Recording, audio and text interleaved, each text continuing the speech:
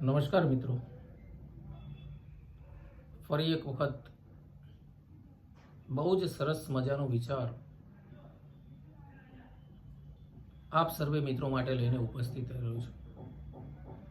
મિત્રો, આજના વિડીયોમાં આમ વિચારીએ તો આધ્યાત્મિક વાત પણ છે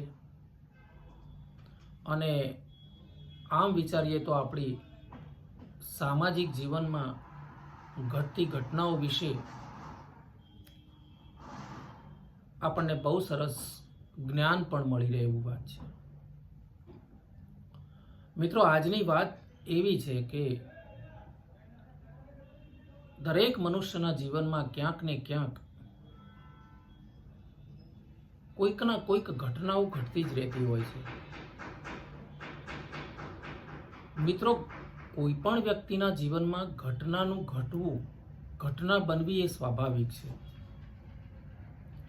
પરંતુ આ ઘટના બન્યા પછી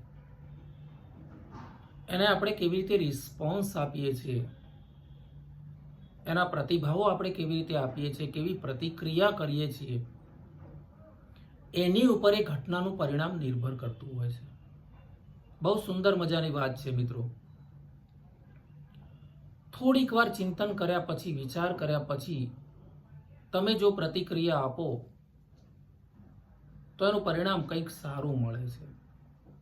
પરંતુ ત્વરિત કંઈ પણ વિચાર્યા સિવાય આપેલી પ્રતિક્રિયા હંમેશા ખરાબ પરિણામ આપે છે. મિત્રો, આવી જ કંઈક વાત રામાયણના બે પ્રસંગો નાના નાના લઈ અને હું તમારી સામે મૂકી રહ્યો છું.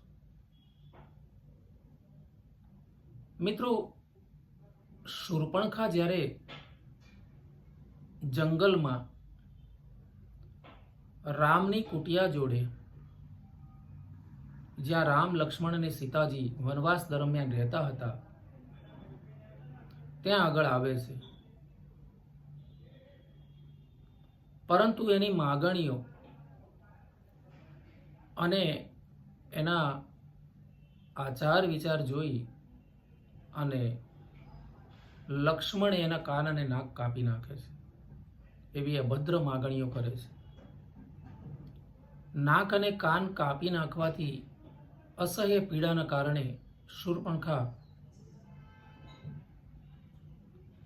પાછી લંકા આવે છે અને એના મોટાભાઈ રાવણને ફરિયાદ કરે છે કે લક્ષ્મણે મારા નાક અને કાન કાપી નાખ્યા છે. મિત્રો, લંકાનો પતિ રાવણ બહુ વિદ્વાન પંડિત હોવા છતાં